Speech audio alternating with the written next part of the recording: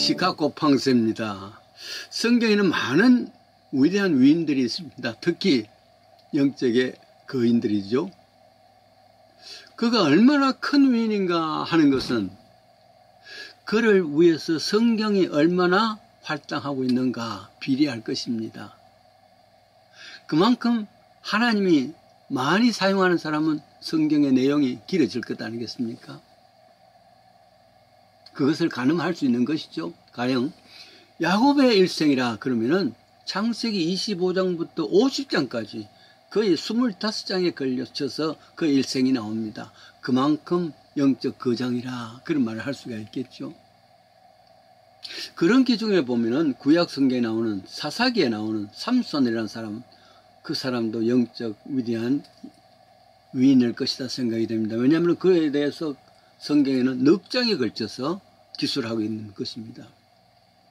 그렇다고 그를 그 위인이다稱颂하는 것이 아니라 그때의 신앙 위인을 통해서 지금 하나님께서 우리에게 전하시고자 하는 메시지가 무엇일까 하는 그것이 중요한 것이거든요. 삼손은 BC 1000년 전이니까 지금부터 3000년 전의 사람입니다. 이스라엘 사람이죠. 하나님 일꾼이었습니다. 당시 사회 상황은 이스라엘 나라는 팔레스타인의 속국이 되어서 온갖 팔레스타인의 갑질에 고난당하는 나라였습니다. 이때 고통을 받는 이스라엘 사람들이 아우성이 하늘에 도달했단 말이죠. 그러니까 하나님께서 빨리 구원을 해주시면 좋겠다. 슈퍼맨 같은 사람, 이런 사람들 보내서 빨리 이 문제 해결했으면 좋겠다 하는데 아니에요. 겨우 삼손의 출생 이야기부터 시작합니다. 아기부터 시작한단 말이죠. 천사를 보내준다든지 슈퍼 우먼을 보낸다든지 스파이더맨을 보낸다든지 그래서 빨리 해결해야 되는데 백성들은 그것을 요구하는데 아니라면 삼손 이야기부터 시작합니다. 복음은 그렇습니다. 성경에 많은 구원자들 보십시오. 가령 애굽에서 이스라엘 백성들이 종으로서 얼마나 400년을 그렇게 했으니까 그러니까 백성들이 하나님 앞에 원망하면서 이럴 수가 있습니까? 기도하며 살려달라고 그렇게 했을 때에 하나님께서 짠 하고 위대한 참 구원자를 보낼 수 있으면 좋을 텐데 그게 아니라 모세의 출생 이야기부터 시작합니다. 죄로 인해서 온 인생이 죄악으로 인해서 죽어가고 있는데 이럴 때 하나님 무슨 방법 해 주십시오 하고 부르짖는데 하나님께서 짠 하고 히어로를 보내서 해결해 줬으면 좋겠는데 예수님의 탄생 이야기부터 저 베들레헴 이야기부터 시작하는 것이 마구간 이야기에서 시작하는 것이 성경이란 말이에요. 삼손의 아버지는 마노아라 합니다. 아내가 잉태치를 못합니다. 근데 나중에 천사가 와서 예언해주면 잉태하게 됩니다. 근데 조건이 하나 있어. 이 아이를 나실인으로 구별하라. 나실인이라는 것은 날 때부터 기준을 가지고 살아가는 사람들입니다. 그러면서 독주도 마시지 말고 술도 마시지 말고 부정한 것 만지지 말고 거룩하게 살아라 그 말이죠. 가장 중요한 것 중에 하나는 머리카락 삭도를 대지 말라 이럽니다. 왜냐하면 그 머리카락에 괴력, 힘이 있단 말이에요. 그렇게 약속했습니다. 이게 은사라 그럽니다. 하나님께서 개별적으로 은사를 주는데 이 삼손에게는 괴력, 힘을 은사로 주셨단 말이죠. 그렇다면은 왜 하나님께서 삼손에게 이 괴력, 힘을 주었을까? 이 은사를 주었을까? 그것은 당시 팔레스타인의 압제로부터 이스라엘 백성들을 구원하는데 이 힘을 사용하라 부탁하신 것입니다. 그런데 불행하게도 삼손은 그 힘을 백성들을 위해 사용하지 아니하고 자기 개인을 위해서 방탕하고 허비합니다. 이방 여인을 사모하여 힘을 소진한단 말이죠. 그로 말미암아 마침내 마지막에는 힘의 근원이 된 머리카락이 깎이고 블레셋 사람들에 의해서 잡혀서 눈알도 다 빼입니다. 그리고는 잡혀서 옥중에서 짐승이 나귀가 돌리는 맷돌을 가는 처량한 신세로 뗐단 말이죠. 육신으로 타락할 때 결과입니다. 그리고 성경에 보면은 사사기 16장 20절에 여호와께서 자기를 떠나신 줄 깨닫지 못하더라. 성경에 나오는 가장 슬픈 이야기죠.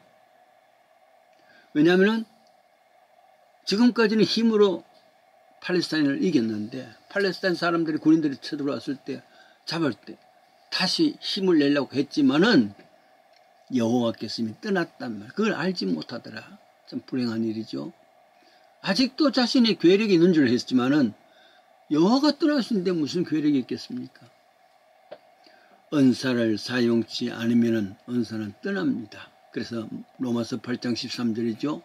육신대로 살면 반드시 죽을 것이로되 바울의 선언입니다. 사실은 자기의 머리카락은 죽기까지 지켰어야 합니다. 그것이 믿음이라는 것이죠. 죽기까지 머리카락을 지켜야 되는데 그걸 깎였으니까 말이죠. 그의 육체는 빈 껍데기만 남았습니다. 은사가 떠났으면 빈 껍데기죠.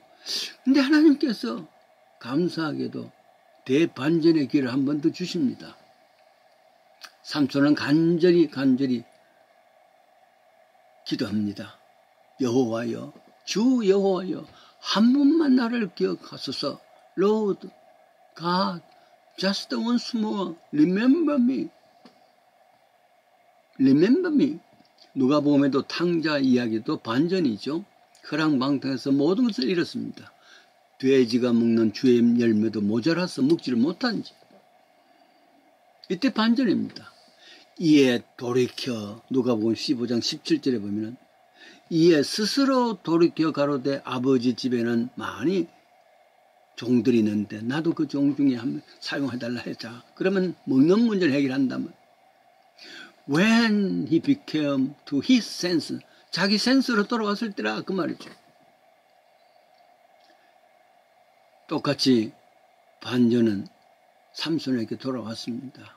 사사기 16장 28절에는 주 여호와 하나님, 부를 수 있는 하나님 이름은 다 부릅니다. 주, 로드죠. 여호와, 아도나이, 하나님, 갓. 얼마나 간절했을까.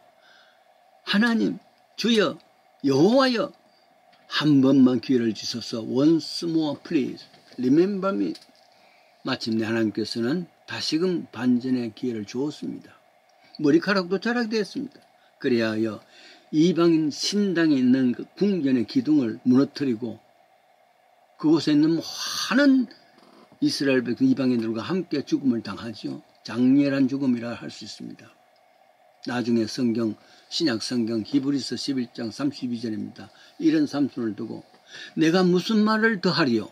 삼손, 입다, 다윗, 사무엘 선지자들이 일일이 말하면 내가 시간이 부족하리라. 그래서 삼손도 하나님의 선지자, 영적 위인으로 인정을 했단 말이죠. 살면서 많은 사건 만나고 그 사건을 통해서 아픔도 당합니다. 그리고는 그것을 끝이라. 삼손도 우여곡절 삶 속에서 그의 인생이 끝났습니다. 그런데 말 그대로 다시 심기일전 더 한 번만 더 하는 마음으로 다시 지금까지 죽였던 팔레스타인보다 더 많은 것을 한꺼번에 주겠다는 그런 내용이 나오죠. 내가 무슨 일을 당하고 실패를 했다 할지라도 하나님 앞에 진심으로 once more please 한 번만 더 하는 간절한 심정이 있을 때 하나님께서 나에게도 무슨 상황이 있다 할지라도 반전의 기회를 주신다는 것. 삼손에게 주신 반전의 기회가 우리가 언제 실패했을 때 반드시 주실 것이라는 믿음으로 once more please 한 번만 더 기도하는 기도의 일꾼이 되십시다.